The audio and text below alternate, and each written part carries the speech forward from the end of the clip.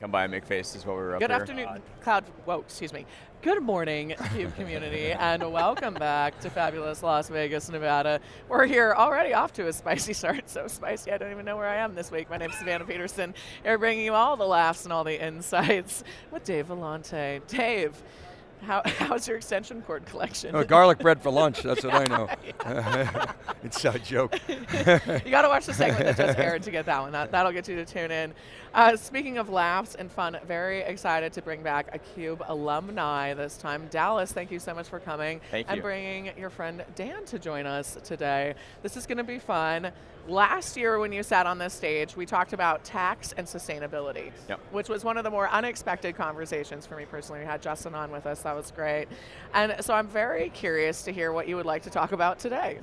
Do you have a surprise? Well, we may still talk about tax later, but that's a different conversation we'll have. Today, I think Dan and I are going to talk about Agentics and really what's happening, and it has really happened over the last 24 months. We go from no one knew what generative AI was all the way through to everyone has their favorite agentic and their friend that's like waking up and telling them what emails they should read and what TV shows they should watch and which garlic bread they should eat.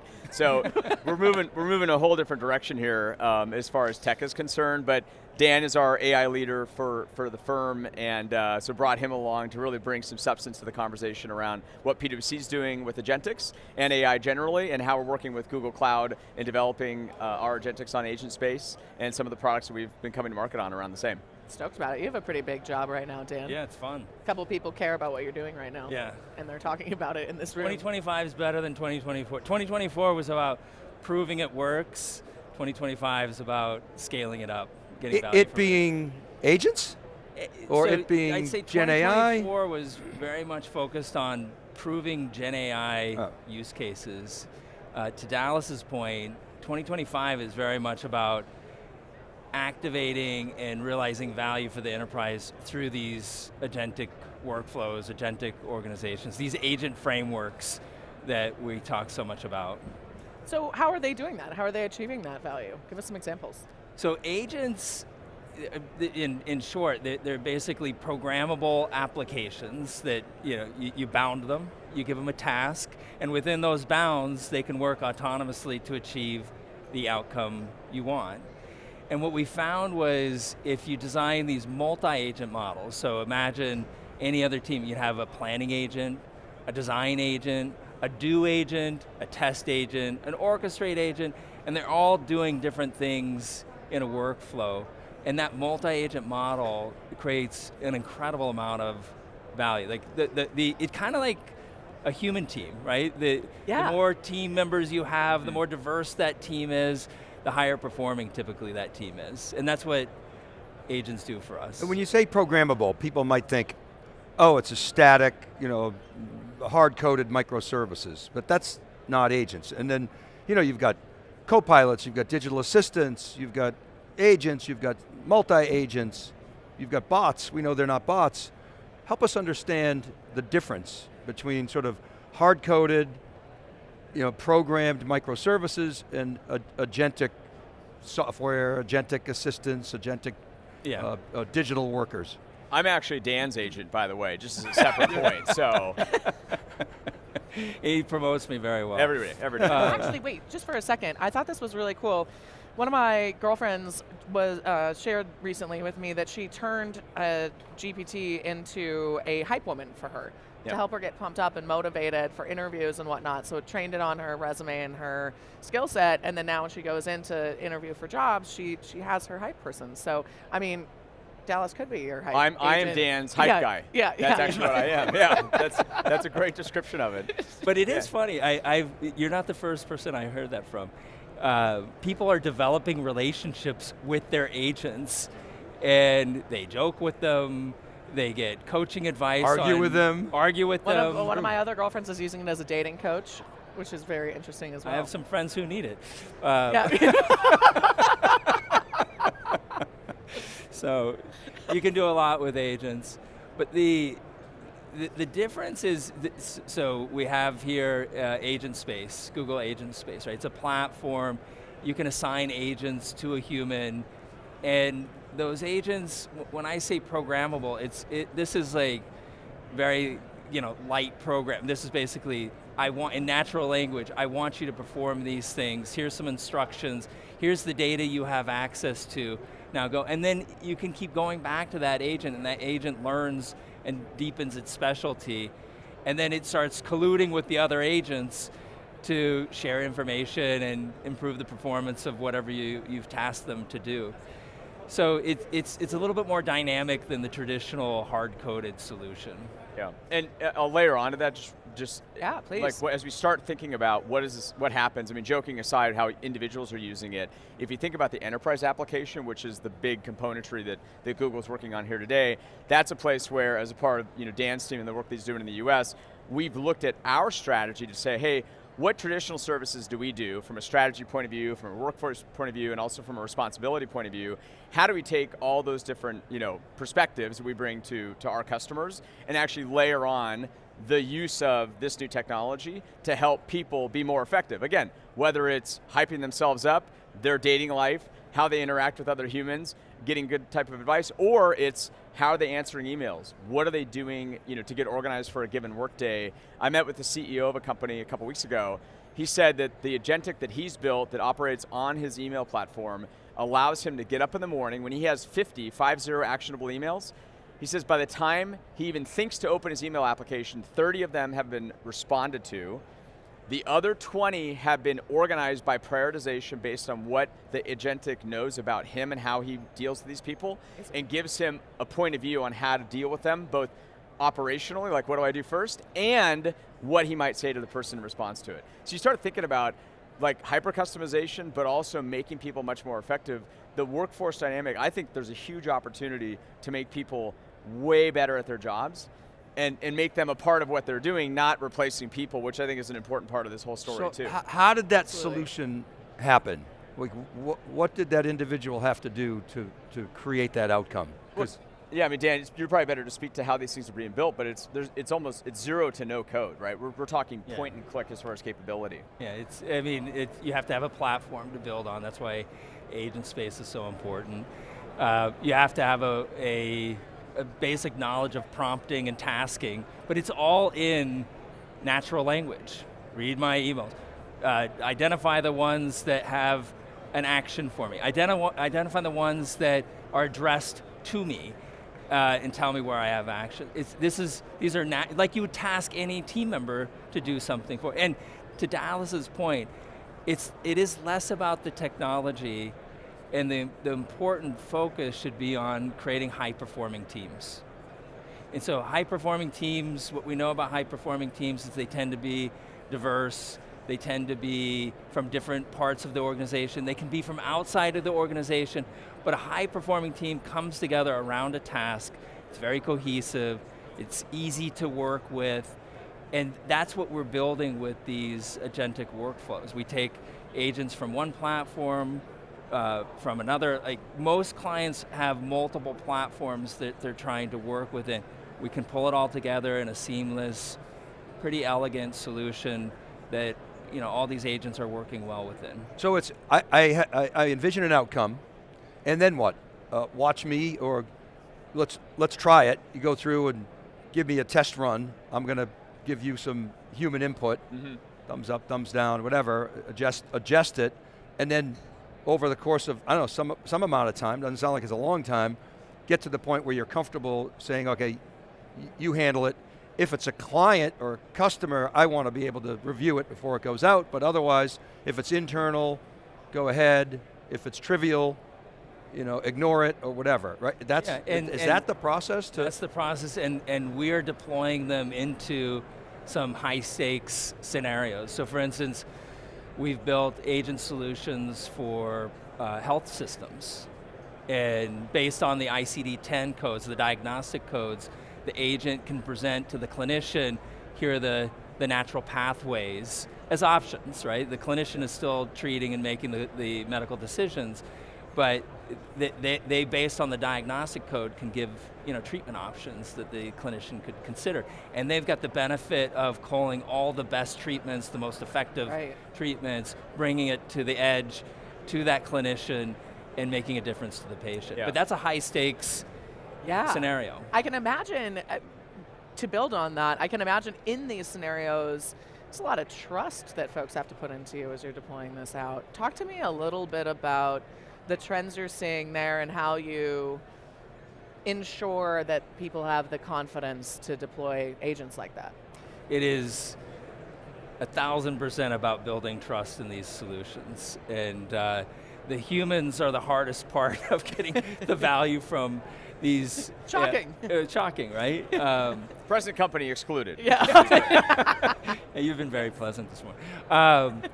But it's you have to make clear that that person in that workflow has the decision rights, is going to have an enduring value proposition in that workflow, and is exactly as Dallas framed it, this is a performance boost to them. It'll get the best performance out of that individual and that team possible because it's bringing a lot of intelligence to the decisions they're making. And so building trust is essential. The key to doing it is being clear about the human value proposition. Yeah.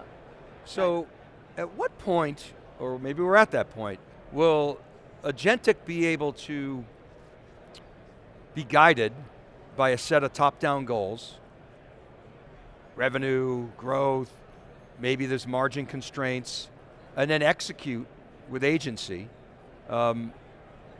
such that it will drive, whatever, greater productivity, greater revenue, according to those sort of top-down, hierarchical goals. Are we years away? Are we there today? Help us understand that. I don't think the human is going anywhere anytime soon. Humans are very good at first principles thinking, creative problem solving, scientific methods, relationship management, strategic decision making, and all of those things will be true now, tomorrow, next year. I think what will happen is there's a lot of scut work, typically in workflows, that will get delegated into the agent workforce, and the human can elevate to their highest value proposition. And so I'm not worried about the human going anywhere. Yeah, my point wasn't taking humans out of the loop, it actually was keeping them in the loop. So for instance, take your clinician, human clearly in the loop there. I'll give an example. Supply chain. I've got a SKU. Might be air conditioners. In New England, it doesn't, you don't really worry about that until May. Until you really worry about it. But but maybe there's a heat wave in March or April. Yeah. Well, and I want the agents to give me a plan to reroute the air conditioners to New England. Yeah. And where do they take them from? Take into consideration distance, my margin profile, some of those top-down constraints and objectives that I put forth, and then maybe here's plan one, here's plan two, and then the human says, today. I like today. plan two, or I'm going to, okay, so let me keep going. I like plan two, but I'm going to change it. There's an exception here, so I'd like you to go back and redo it. Okay, the agent redoes it. That's today. Can the agent today learn from the reasoning traces of that human and then incorporate it in the next example so when that exception comes up, the agent can handle it? Yes. You're saying that's today. That's 100%. today. That's the value of specialized agents too. So I was talking about multi-agent models. Get that agent really good at the planning process. Get another agent really good at the doing process, executing that plan. Get another agent really good at testing that they did that plan they executed per the plan. So that specialization and that continuous learning is happening today. All of that is, well within the capabilities. Yeah. Go ahead. Well, I please. was later on. I mean, I think you have another component of that, which is like the cost of running all these things. Because as Dan said, hey, well, just go out there and get 5 agents, and they can do this for you.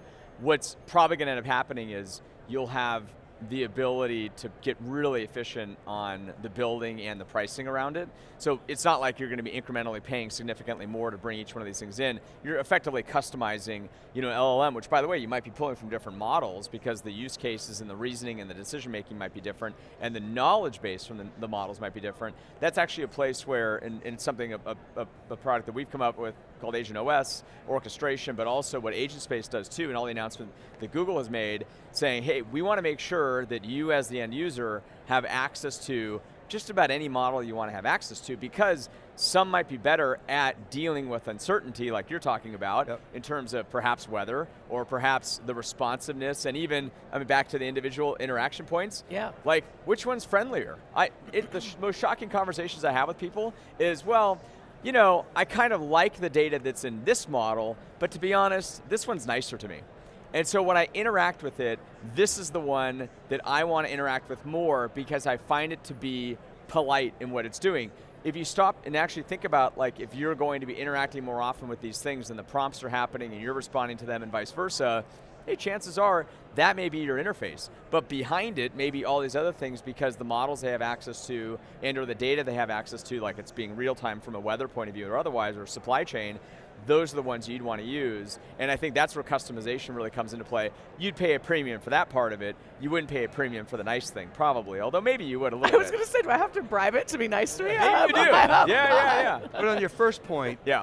if I understood it correctly, you're saying if you set a foundation for building these agents, the marginal cost of building the nth agent goes down and you get operating leverage Right. from that foundation. What is that foundation? What are the first principles? What are the prerequisites that a customer needs in order to be successful at building out an agentic framework? So first, so you started going down the trust path. Responsible AI is an important sort of prerequisite, knowing which data they have access to. You wouldn't grant broad access to all data. You would grant access to the data that's required to complete the task, right? And so you have to have a framework to do those permission-based assignments.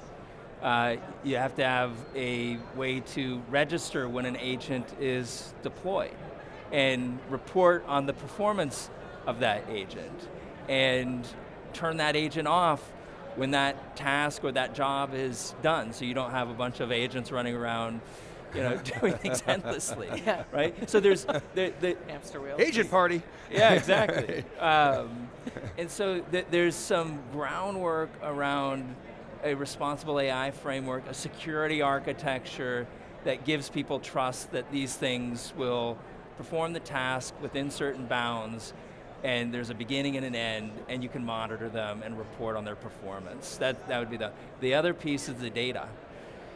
Getting the agents specialized depends on getting them connected to the right high quality data sources. And so, I don't know how the dating app did it, but like there's probably some dating resources out there that keeps pinging, and it's a learning loop. Yeah, well, and with some of what I've seen from these sort of recommendations is they're pulling book resources or blog posts or courses on courtship, I guess in this case. There's lots of them. I'm sure, and I'm sure they call it courtship.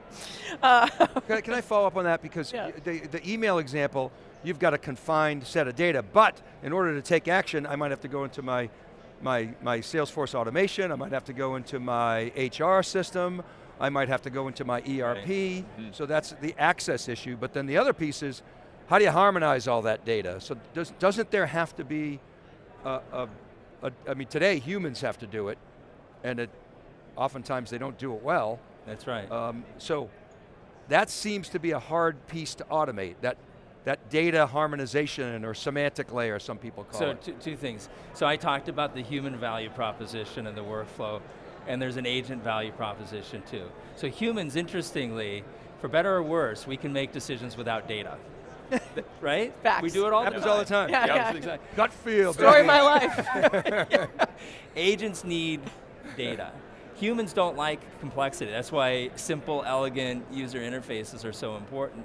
Agents, they do really well with complexity. They actually navigate those complex data architectures much better than humans. You just have to make sure you've given them permission to the right sources and establish the boundary conditions, and they can go into the HR system, or they can go into whatever planning system that they can access it and take the actions that you've given them permission to do. And that's probabilistic AI, that's LLMs and GenAI, because I would just push back a little bit, because when I ask, you know, an LLM, what's the revenue of this company? What's Google Cloud's revenue in 2024? Go read its annual report. Maybe it's the particular LLM that I was using. It'll give me 2022 data or 2023 data when I go and validate it. So if I tell an LLM, I want ARR, I don't want calendar year or fiscal year, I don't want bookings, I want ARR. Yeah. I don't trust the LLM to get it right.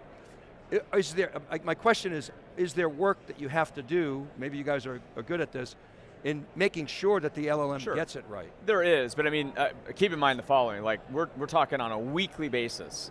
You have companies enhancing these models.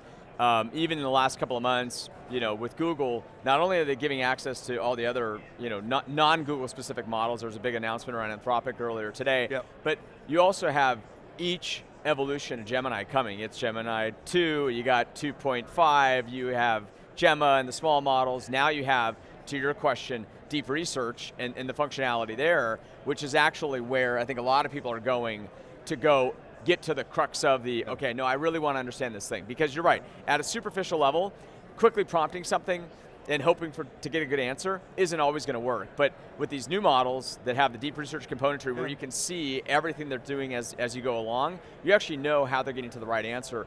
I think that's the big difference maker. That's fair. I mean, it's getting much better. It's getting much better, and look, it's getting cheaper and cheaper, right? I mean, even on the downloadable application that you can throw onto your phone, the version of Gemini that you get is the latest and greatest. You're not paying anything for it, which is remarkable. Now, if you want to start customizing it, and you start working the model in a way where it's making sure that it's not giving you old data, it's not, like you can actually start fine-tuning these models. Absolutely. That's what companies are doing, and you mentioned the healthcare application, right? We're really proud to say that we're a partner of the year around healthcare with Google this year. I see that pin right there. Yeah, right, on the lapel. Yeah. Because of what we did actually in the healthcare space with them and a customer, that's a really good application of, we didn't just take any generic model, right? We actually had to do a lot of work to make sure what the clinician was getting and how they were using it in that specific use case is something that you would trust. Back to the trust point too. And I think it's getting better and better and better and better. The thing holding it back, of course, is speed of compute, right? And like, how much are you willing to pay for that? How much can you get at the edge? How many people can access it at a given time? That's been a problem in the last couple of months. That'll be solved, though. That'll be solved, right. Yeah. You got these stories of GPUs melting, right? It's a real thing when you talk about the power going through them. We'll suss that. Yeah, exactly. Yeah, but I think that the reality is, as these models get better, and as the ease of building the Agentics gets easier, you're going to have a situation, candidly, where companies, again, back to the enterprise use case, they're going to have to start getting a lot more programmatic about how they're allowing these things to be deployed and what's happening with them in their environments. But it's going to make their employees much, much more efficient. Back to my CEO example that I gave a little while ago. But they could really screw it up if they don't think it's... That's right. But the two things. One, again, the multi-agent model is powerful because you can have a tester agent saying, are you pulling the right data and getting right and testing the quality Got that of middle manager keeping them in line. Exactly. Yes. And not to put it back on you, but the other thing we've learned is the prompts make a difference too. It's true. Yeah. Like I've run into the same problem where just the way I prompt and the way I ask the agent to perform a task will either send them in the wrong direction or I get a good quality answer. So it's like bad management. There you go. Exactly. Yeah. And like human teams, these agents do better with more instructions and clear instructions. I've written some prompts that literally they've been a page long, right? And you bold things in caps to really get the point across. Do this, don't do that. Sure, and then you lose internet and you have to write the whole thing over again. That's happened. But it is exciting. I think this notion of diverse teams coming together, humans and agents from different platforms to solve complex, high-value problems, giving that performance boost to the human. That human is ultimately accountable for the performance of that process or the achievement of that outcome. It's really kind of exciting about this phase we're entering into and the promise it holds. It is, and I love thinking about a highly specialized team around to support me in my many nuances without impacting the wonderful humans in my life. Yeah, exactly. This was wonderful. Yes, they have, and we've recently written agents on health advice, right? You can literally have health objectives, and the agents will help you achieve your health through diet, exercise, Little coaches. vitamins. Which would save me from having to give Dan health advice, which is exhausting. I would take it any day. Last question for you, Dan. And Dallas, I'll ask you actually to put this in the lens for Agentic, and you can put it in the tax lens for our next segment. Sure.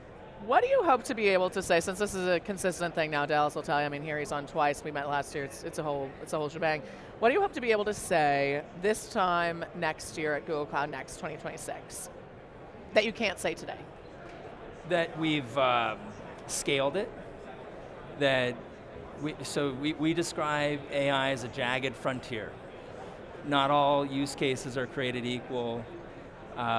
These solutions aren't ready for every part of your enterprise, but to Dallas's point, they are getting phenomenally good very fast.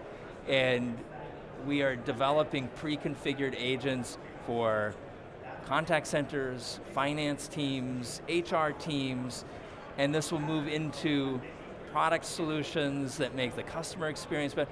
So in a year from now, what I'd hope to have is a full-blown library of pre-configured agents across the enterprise. Today we have pockets of excellence that we're building around and we're expanding around. I like that. Great way to put it. What about you, Dallas? Well, I'll just say, I mean, we're focusing on 4 areas where we think it could be most impactful right now. They're largely compliance-oriented, things that people would have to do small, tedious tasks here and there, like redundantly throughout the day, starting at 8 a.m. and finishing at 2 a.m. It's like, how do we make our staff's life easier? You start taking away those tasks, right? Which that's the place where we think AI and Agentics starts doing. That is the next evolution. So by the time we get to 2026, we'll have solved for those primary areas that we're looking at, the big 4, and then also, how do we weave that all together throughout the big compliance process? And it's not just tax, by the way, right? You have lots of things going on in SOX and internal audit and controls testing. There's tons of time spent on that. It is manual, it is tedious, it happens 4 times a year. No one likes sitting through walkthroughs, no one likes documenting it. So the application sets to all these areas within business gets really good. And I think that's what's going to happen in the next 12 months. We come back here, we have the same conversation.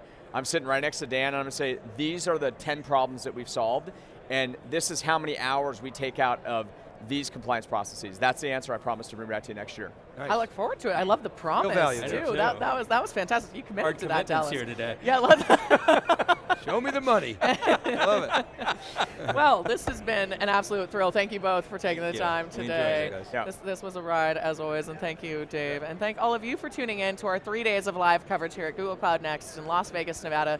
My name's Savannah Peterson. You're watching theCUBE, the leading source for enterprise tech news.